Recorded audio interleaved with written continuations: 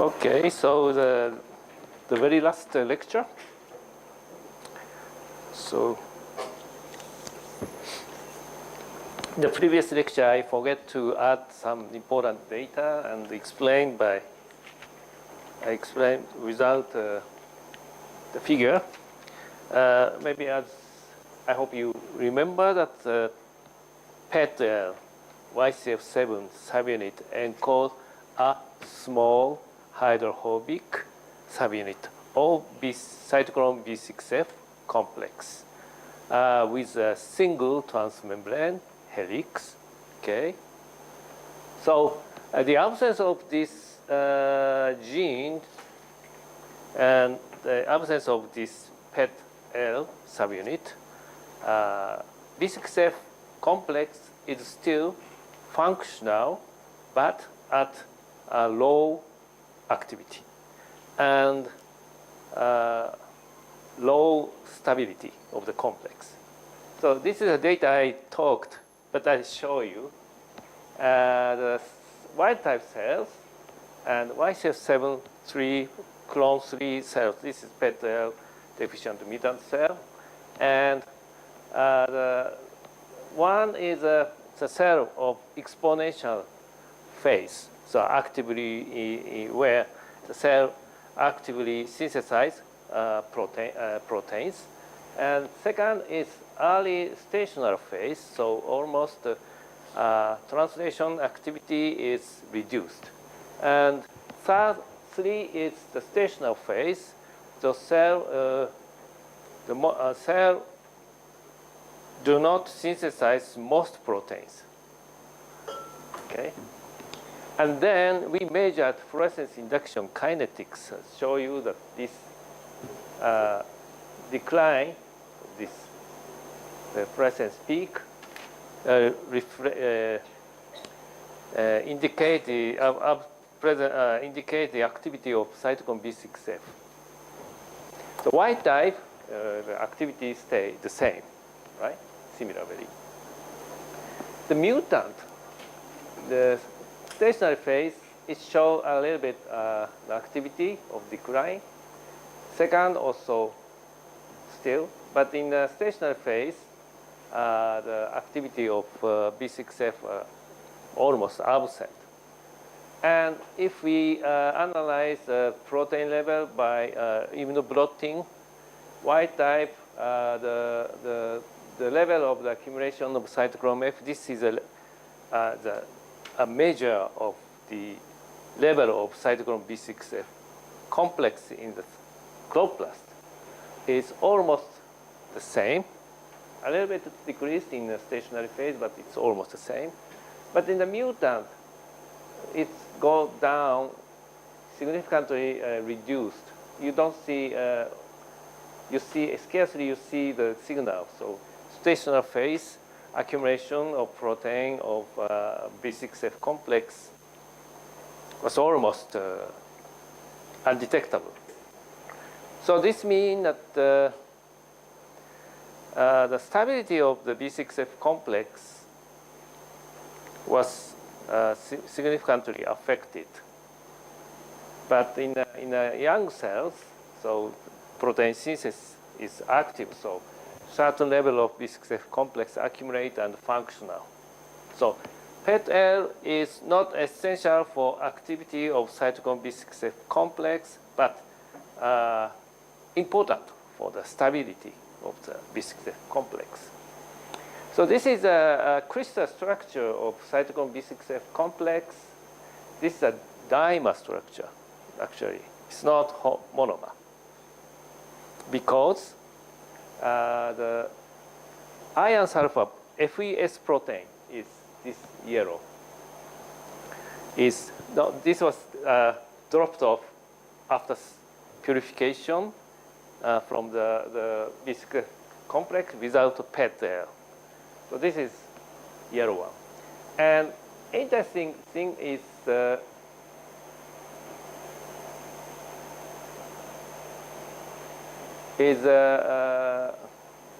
should say,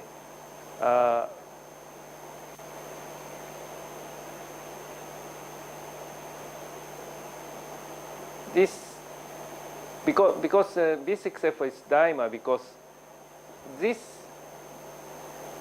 monomer is, no, all the subunit is present as a monomer in the monomer, but this iron sulfur FES protein associated with this monomer comes from the other monomer. And this one comes from this. This is called domain swapping. So that's why B6F complex must form dimer to express function, activity. So this green, there are three small subunits. PET-L is one of them, and single transmembrane helix, like this. So without this, probably the peripheral region of this complex is directly exposed to, so without this, it's exposed, so probably proteinase more easily attack B6F complex. So that makes the complex unstable in the absence of PET-L. So this is our conclusion, okay?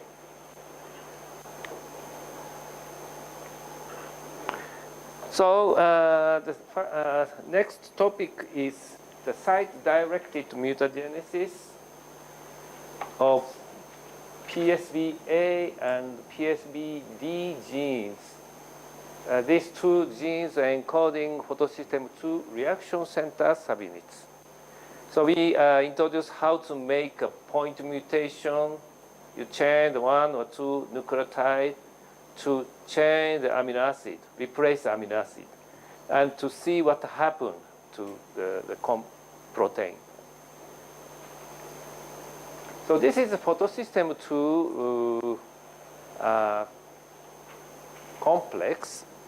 It's complicated, the crystal structure, and this also forms dimer. So photosynthesis complex like dimer structure somehow. And this is a reaction center component. You see, so this only mostly show the cofactors involved in photochemical reaction, okay, and electron transfer reaction. So if you look at this, the monomeric PS2 complex shows a symmetrical structure.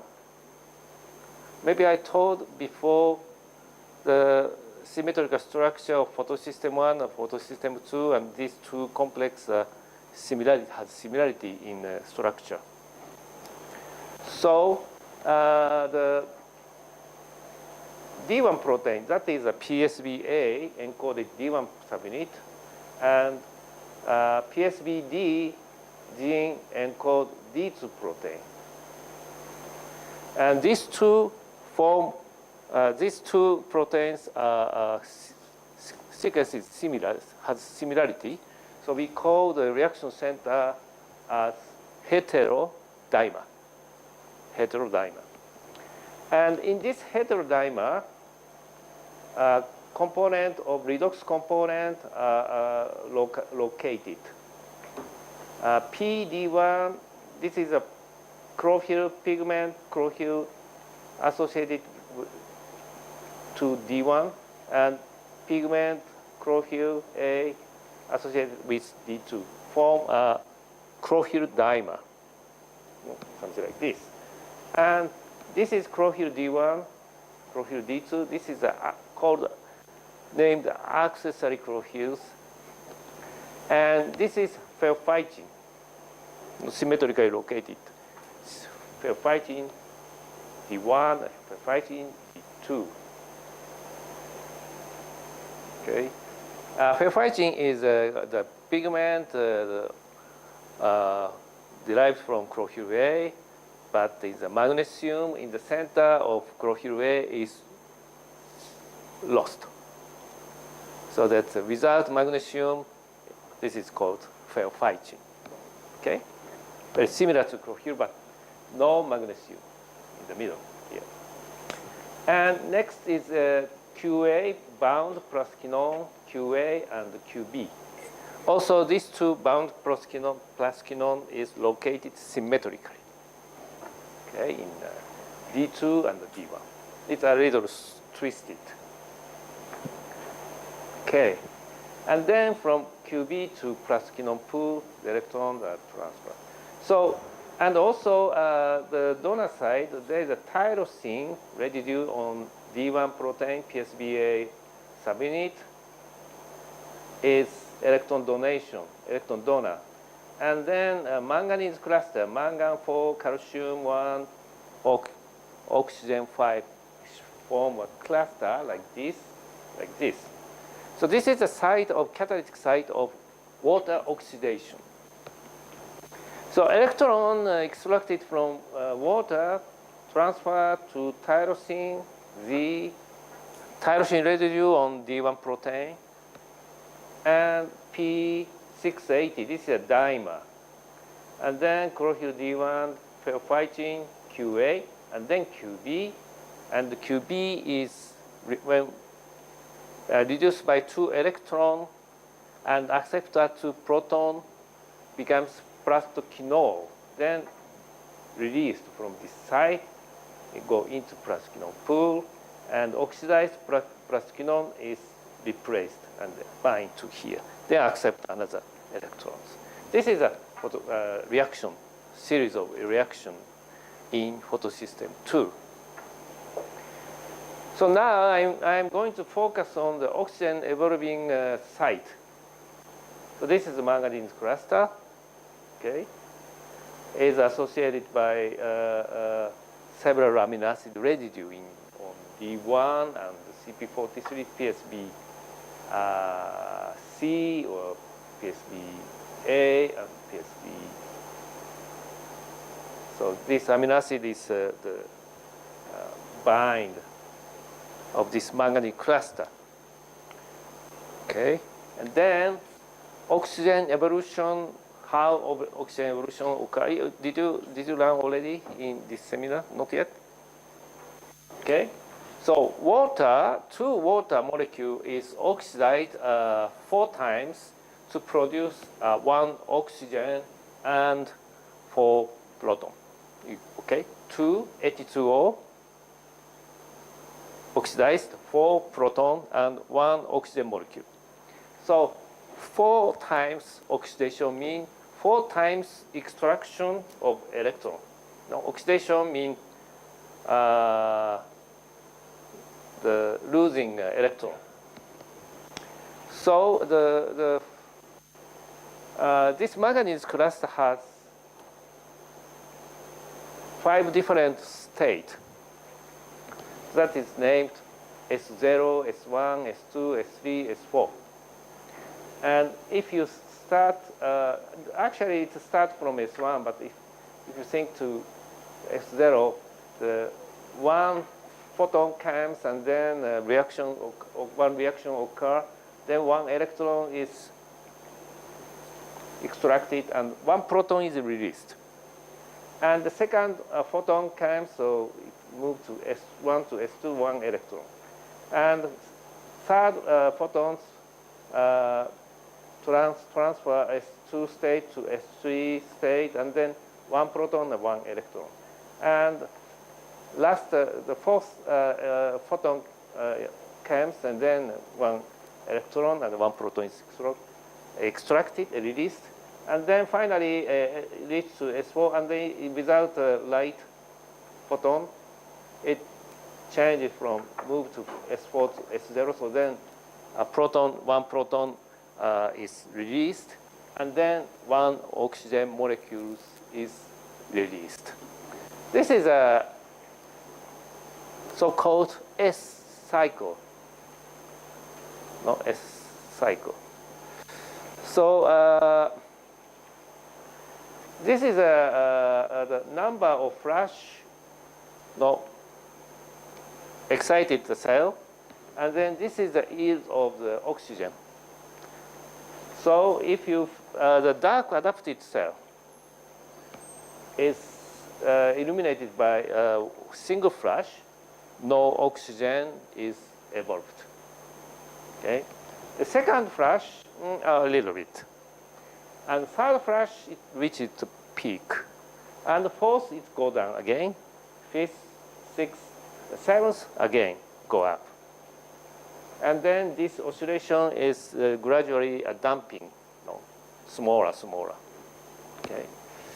So if you look at the peak of oxygen evolution, this is the first one is third flashes after when the third flashes were excited. But next following a peak is interval is 4 flashes. Okay, that's why this model was proposed.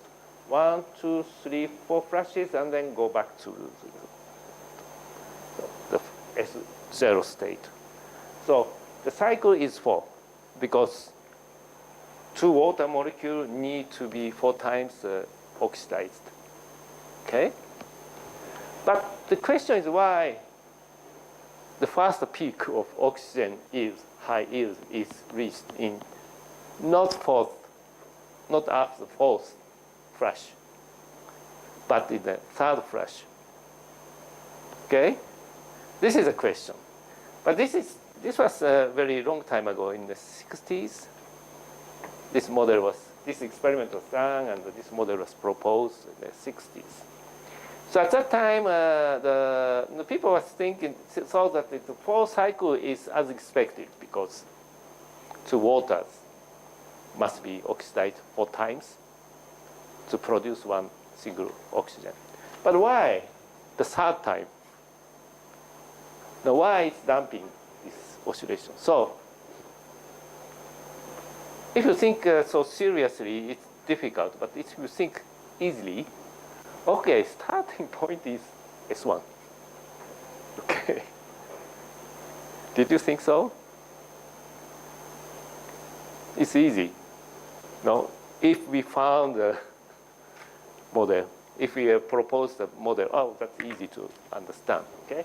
So starting point is here, and then 1, 2, 3 flashes, and oxygen comes out, and then second round, 1, 2, 3, 4. You need 4 flashes. That's it. So this is a cycle. But this damping mean the flashes sometimes not always. Always it does not hit 100% of photosystem 2. Not completely. And also the flashes has some width, so very small number of photosystem 2 is hit by 2 times by single flash. Okay, the beginning of single flash, reactions occur, and the end of single flash, this may happen. Second reaction may happen. So that is called double hit. And some PS2 reaction center couldn't get any photons. So that is called miss. So this double hit and miss occur about 10%. So if double hit occur, if it starts from here, one single hit and double hit, then oxygen comes out. So we can explain this result easily. Our question is, when the proton is released at the manganese cluster oxygen evolving site, it is a little bit inside the protein. So how this proton is released, transported into luminar site? Then we did a site-detected mutagenase that may be involved in this proton transport pathway. That is encoded by PSBA, that's coding D1, and PSBD, that's coding D2 protein, 2 reaction center protein. And as you can see, PSBA is encoded in the inverted repeat region of chloroplast DNA. So PSBA gene, there are 2 genes in single chloroplast. So we have to introduce a mutation. If we want to introduce a mutation in PSBA gene, we have to change, similarly, both genes, right, in the inverted state. But it's possible. It's easy. It's the same efficiency. Changing a single copy region, inverted repeat region, we can easily change because the chloroplast has a copy correction activity. So this inverted region is maintained precisely the same, maintain the same sequence. So if you change one of the gene, automatically, if you have a selection pressure, both genes, you can introduce the same mutation into the both genes. So this is from the crystal structure. This is luminescent, this region. And then manganese cluster is here. So we expect that we want to know how the proton released by this water oxidation reaction, how this go outside. This means proton channel. We think that basically, according to other proton channel model, we think acidic amino acid may be involved in proton channel. The proton is so small, so it may show a carbonate or single. Proton itself cannot exist because proton is a hydrogen nuclear, right?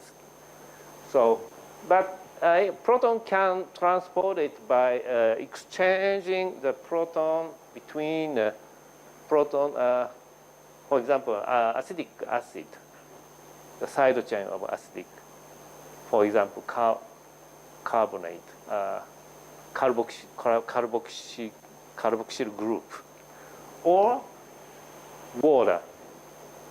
Water can also not transfer proton.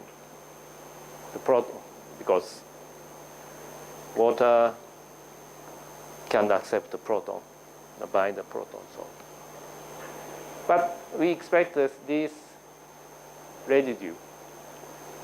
This arginine is alkaline, but alkaline side chain also can exchange a proton. So these are all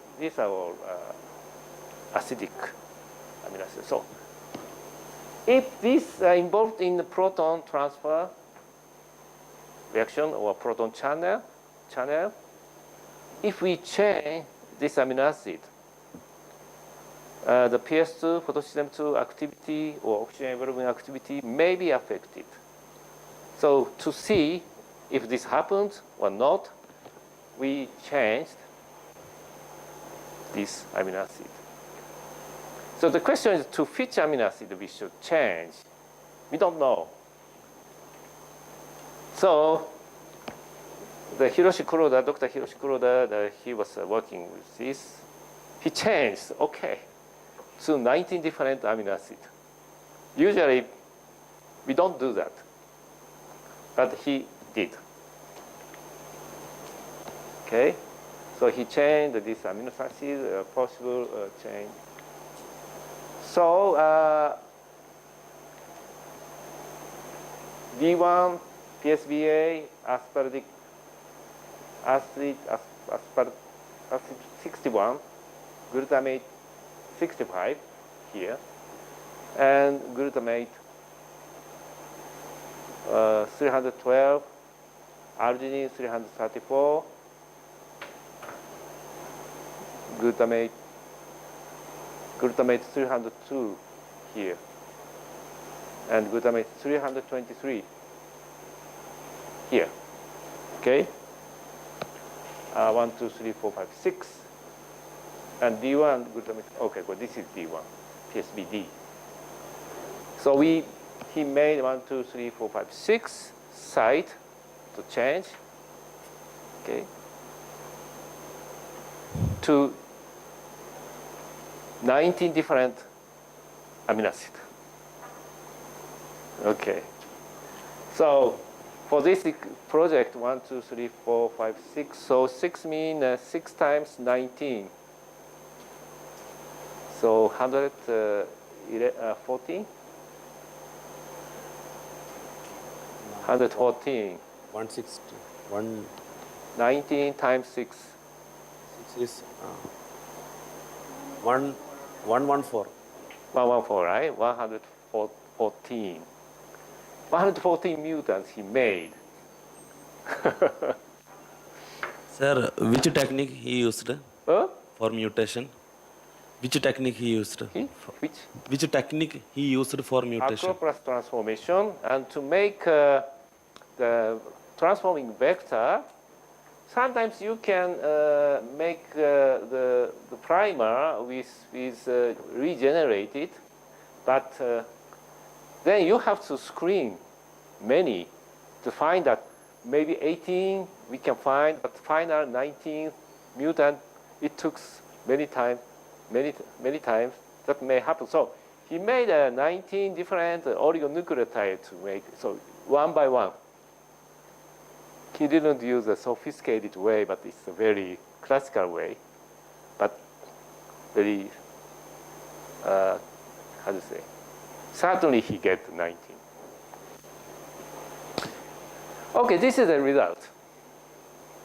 Spotted on agar plates, the cell culture, under the condition of photoautotrophic condition. So if this mutant grow photosynthetically or not in the beginning, okay? So this aspartic acid 61 very close to manganese cluster, the growth was significantly affected compared to others. No? This is control. Control means aspartic acid. Okay? And glutamic acid. Cell could grow because this is as expected, because this is acidic, the amino acid. So still, the side chain of the carboxyl group can exchange the proton probably. This is interpretation. So that's still a proton channel works. So that is our conclusion. But so others didn't grow. So this carboxyl group is very essential for proton for the proton channel. But as you noticed, why cysteine? No, cysteine worked. Cysteine is not as acidic acid. It's not regarded. If you look at the textbook, it's not. But cysteine has SH side chain, right? So H. This can be deprotonated. Usually we don't think so. No, cysteine can be involved in the exchange of proton. But okay, of course, glycine, alanine, valine, leucine, isoleucine, threonine, bragine, lysine, this has no side chain that can exchange proton. So, okay, so then cysteine. This result we could get because we changed this residue to 19 different residue. Because usually for the engineering of, if you want to engineer the the protein, usually we engineer in this case, aspartic acid to asparagine or glutamic acid or glutamine. Okay? Probably that's it. Or other negative control, alanine, something like that. It's small side chain, hydrophobic. Okay? So, it was a lot of work for him to change, to make 19 mutant, but because of this hard work, we could find interesting results, finally, okay? And then others, this residue, a little bit far, located a little bit more distance. And then 3 to 1, this, and this. So if you look at here, it's this also stronger effect. Okay, this one, you don't see much growth here. Aspartic acid, it's acidic acid, acidic amino acid. So this also substitute for partial function. And histidine and lysine, a little bit. Histidine also has protonation, deprotonation activity. And lysine also, it's an alkaline side chain, but it seems to work. But here, even glutamic acid, 312, is a little bit more separated. So even hydrophobic, the residue, alanine, glycine, valine, leucine, soleucine, no, you see slightly growth. And here, this almost all the residues can be replaced. And also 3 to 3 here also. So for the proto channel, this region was very essential, but in the downstream region is less essential. Can be it's also possible bound water molecule can involve in proton channel. So this part is essential, but this part is less essential. So it's not so strict channel. There are kind of there are many alternative way. If the proton is moved from here, then proton can move more freely, more relatively freely. Okay. So this we could find. So this is based on the high resolution of PS2 structure, so that this experiment becomes possible because of the structure. But only the structure, it's still some open question remains how the proton channel. You can predict the channel, but you need evidence, experimental evidence. So this site-to-death mutagenase to change specifically amino acid is powerful approach, powerful tool, I should say. And also, if you look at this mutant that didn't grow, of course, which suggests more than one possibility that, of course, the channel didn't work. But if the protein becomes unstable and didn't accumulate, of course, mutant do not grow photosynthetically. So this possibility still remains, okay? So it's too early to conclude. So we tested. Sir. D1 accumulation, PS2 accumulation, black bar. and oxygen evolution. This is an activity. Of course, if the proton channel didn't work, oxygen evolution should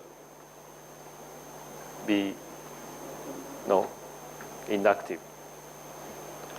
So this is also making many mutants was a lot of work, but analyzing these many mutants are also very hard work, because for this you have to grow including a control strain, a 20 strain you have to grow under the perfect condition. Maybe someone who experienced growing a chlamydomonas, and maybe you can understand how difficult to handle with the 20 strain under the perfect condition. The cell must be, we have to collect the cell from the exponential phase, logarithmic phase, not saturation phase. Okay, the mutant becomes unstable in the stationary, could be unstable in the stationary phase, as I showed before on YCF7 PETL mutant.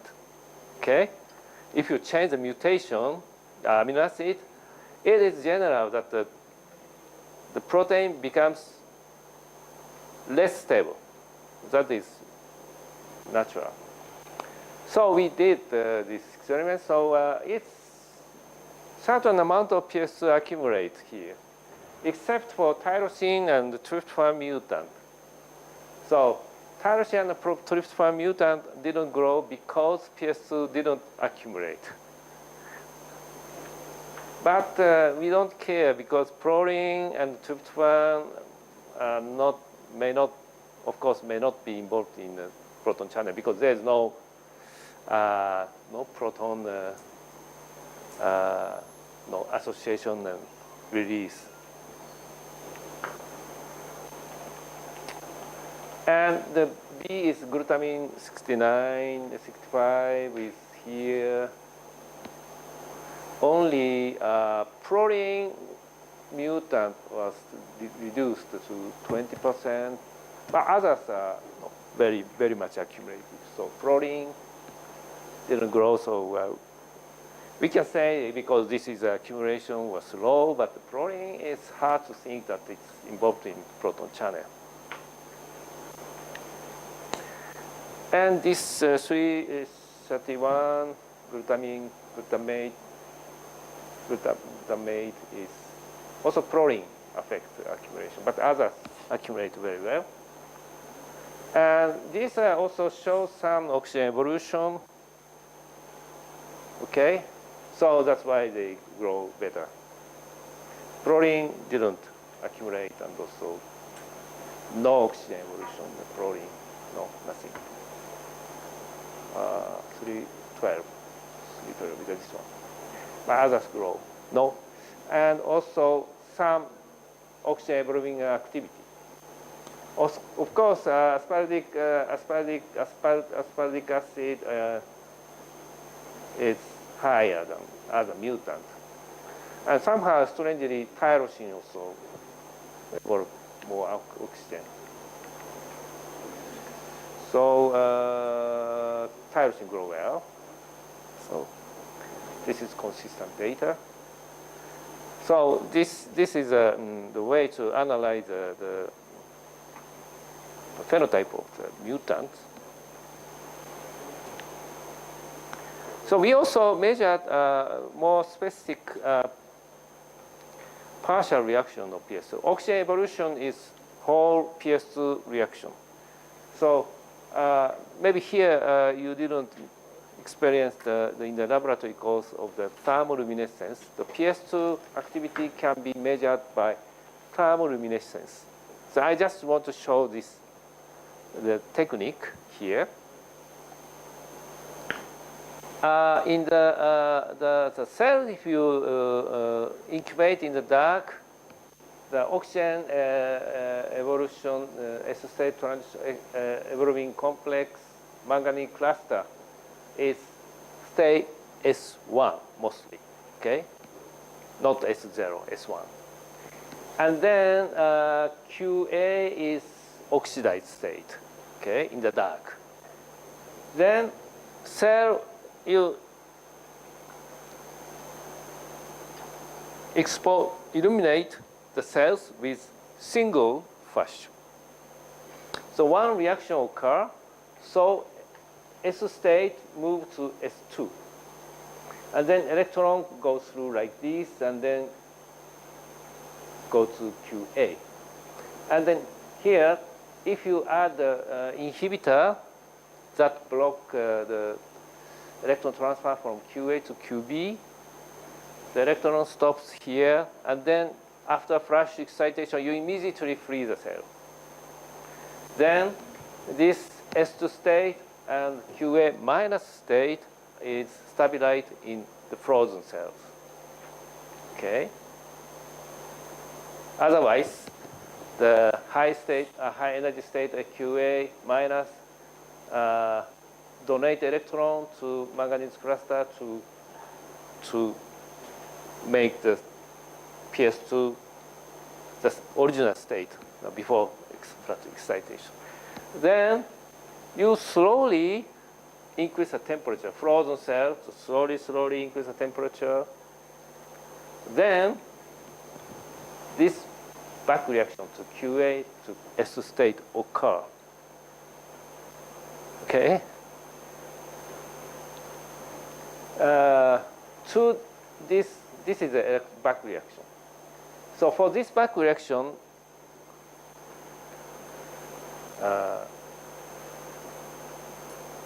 you need a barrier of the energy, okay? Activation energy. Activation, so it's not instantly go there. In a low temperature,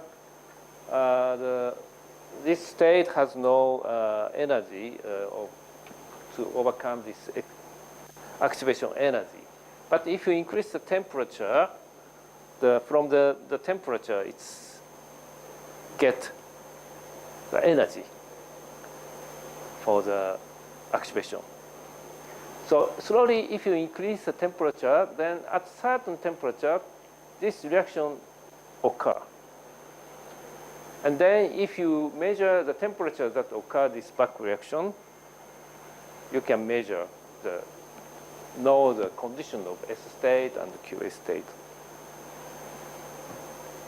Probably in this mutant I present here is this state must be affected by amino acid substitution, not this state.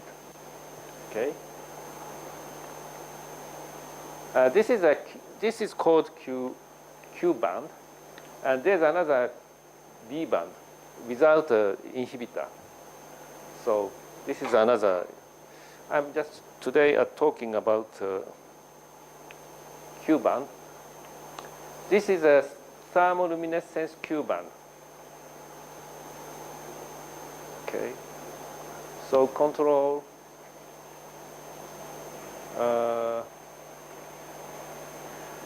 If you excite the cells with flash, if you don't excite cell flash, no signal as a negative control. And you excite the cells with a single flash, and then freeze the cell, and then increase the temperature from 0, this shows 0, 10, 30, 50 degrees centigrade. This means that this supply energy for activation. Okay? So control strain shows that this peak about 10 degrees.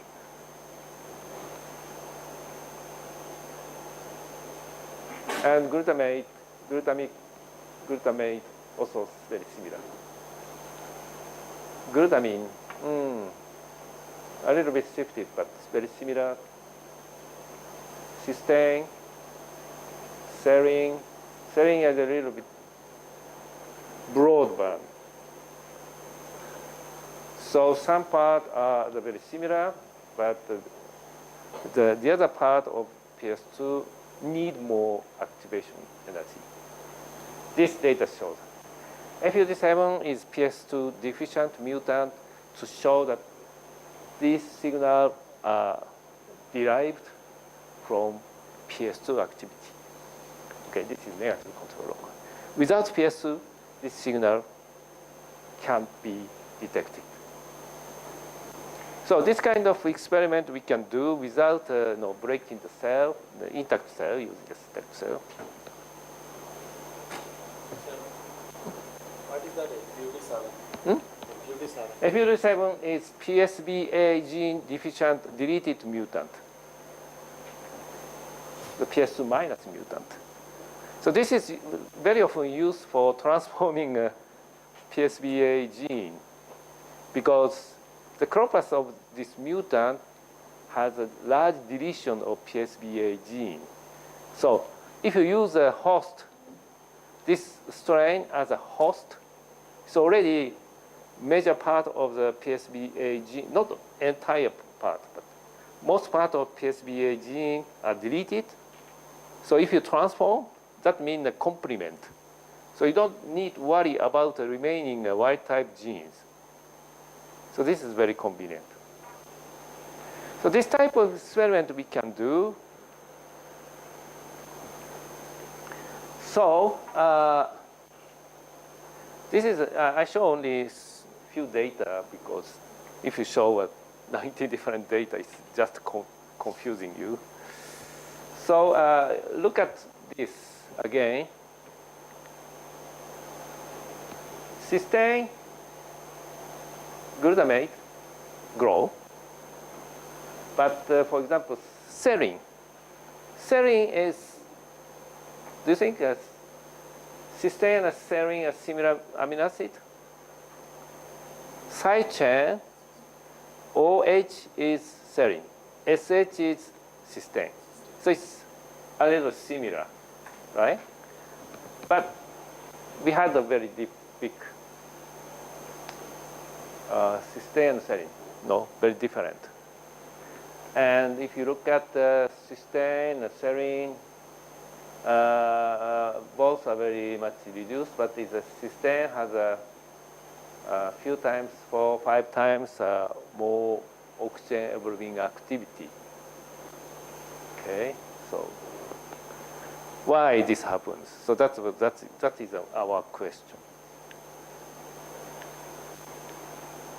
So this thermoluminescence data show that the signal of serine mutant, the mutant changed to serine, has a rather distorted signal. So if the QA is not affected by this mutation, S state, manganese cluster, structure and function are more affected compared to cysteine mutant. Okay, so this we just wanted to try to explain, interpret the phenotype. So this part is a little bit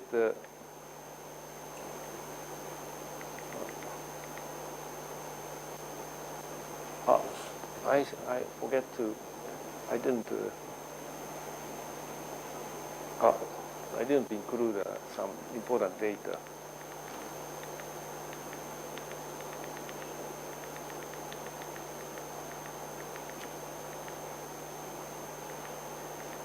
Oh, sorry.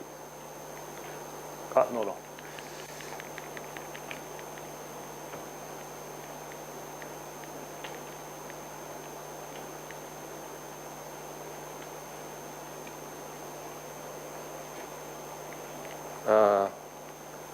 I also failed to include the data.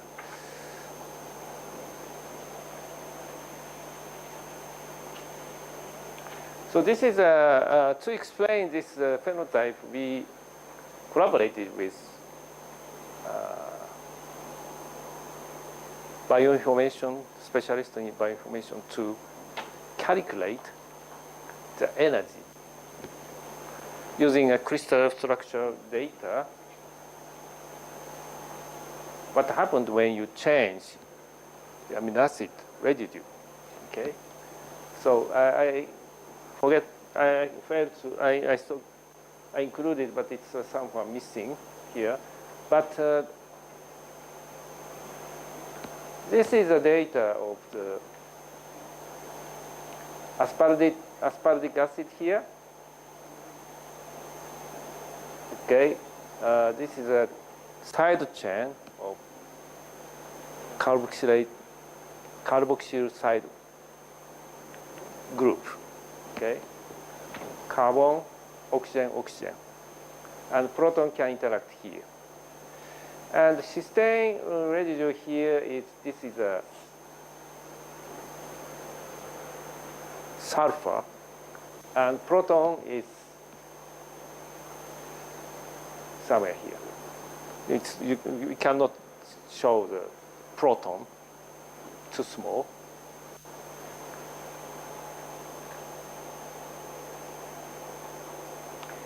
And then from the calculation, because the cysteine is smaller than aspartic acid, okay, as you can see here, this is larger, no? So new water molecule is fixed here. W is water in the presence of cysteine. So water is also can be involved in exchanging proton. So in this space, smaller space, but it's a proton. New proton is water is can be accommodated, but this is calculation. Okay, here and also here. In the presence of aspartic acid, it's difficult, but cysteine smaller in space, so two water molecule can be accommodated. So this also can be involved in also a proton of this hydrogen atom of this cysteine. So that's the interpretation. Why cysteine only not the serine? This doesn't show serine, but serine from the calculation this structure is impossible. So, and the energy level is energy must be higher to lower, so to flow the proton, but the serine is impossible. So we did amino acid replacement engineering and analyze the phenotype, PS2 activity, accumulation of PS. But still we need this calculation of molecular dynamic. It's a huge calculation. I don't know how to do that. But computer works 1 day or 2 days to calculate this. So then they nicely accommodated to water molecule here in the system mutant. So if you want to do engineering of protein, sometimes if you just want to know the activity change, it's okay. But if you want to know the mechanism, how this amino acid substitution affect the structure or function, activity, this kind of experiment. Well, of course, if you can make a structure analysis of this mutant, it's possible, but it's usually recently we can do cryo-electron microscopy, but it's very expensive. Takes time, and you have to wait a long queue to get access. So this calculation helps us understand the mechanism. So in future, maybe you may be involved to know the structure, protein engineering to develop a new, I don't know, medicine or new enzyme or medicines. This process must be done. Just only changing amino acid is not enough.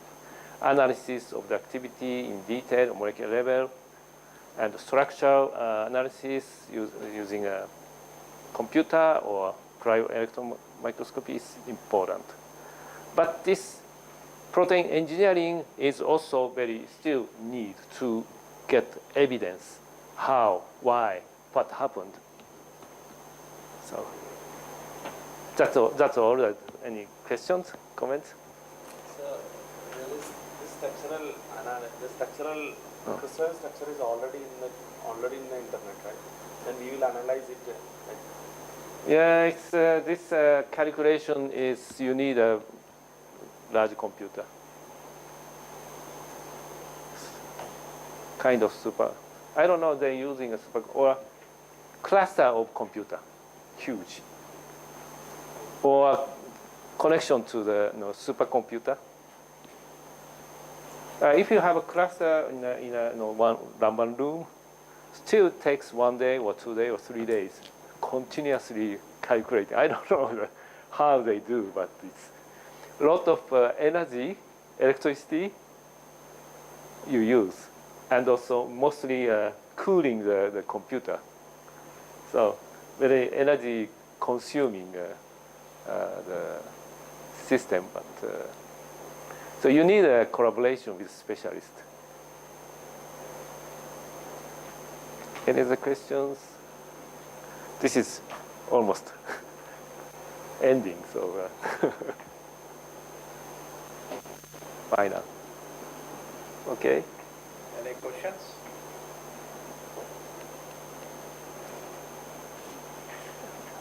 I think it's just what I want to show is not detail of the data, but the process of the approach, how to tackle to resolve the questions. So you need, as you can understand, we need interdisciplinary collaboration to do this kind of work. No, we can make a mutant, but we can analyze only basic activity, but detailed specified activity or structure analysis, we need to collaborate with a specialist of the structure biologist and the computer,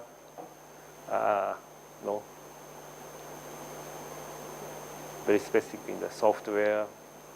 So that is, maybe you need to think about this collaboration. It's important. So human interaction is also very important for scientists. Okay, thank you very much for. Yeah. So Nice.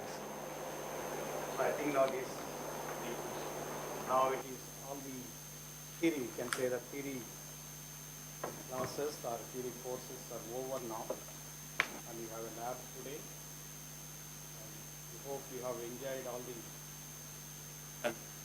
teaching, whatever teaching. 24 hours teaching is mandated by the GIAN program. So we have fulfilled all the teaching, and I hope you understand something, or you might have grabbed something. But if you have any queries, you can write to him or write to me or whoever the speaker. You can take the email, you can write to them and get clarified. So since you guys are MSc students, so we have a very good diplomatic relation with the Japan, right? You know that diplomatic relation is a good connection. Our government, Indian government, and Japanese government, they are good friends. And there are a lot of fellowships for our PhD students who want to do for PhD or even masters. There are a lot of programs offered by Japanese government.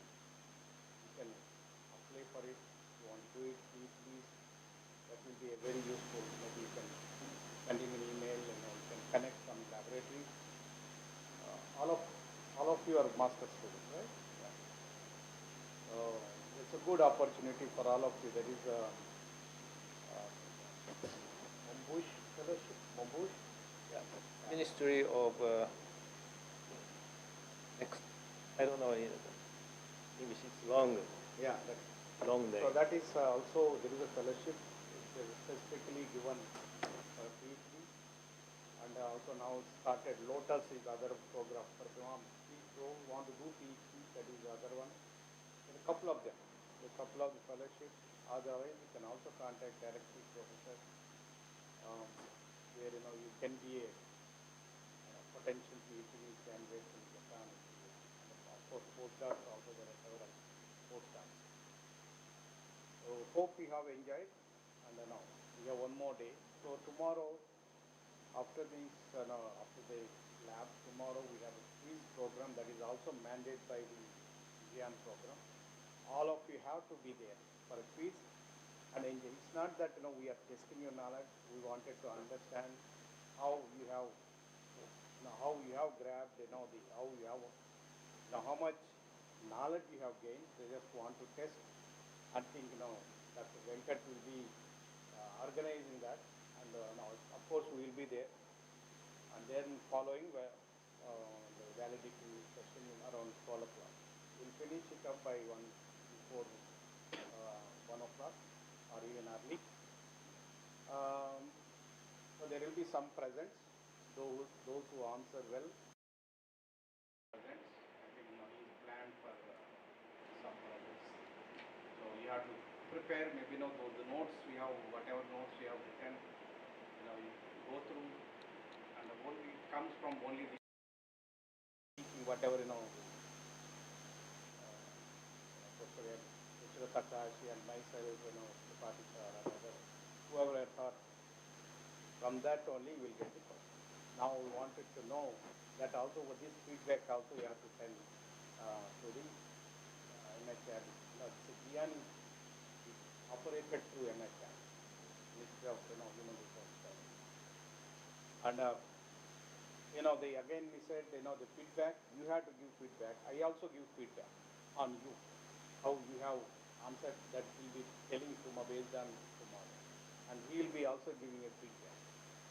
So these are all cumulatively, they will develop program to the next time. So with this, if you require any help, you can also contact me. University of Hyderabad also is very well good institution in terms of research and teaching. So those who are MSc students, you can also join a PhD program, any department.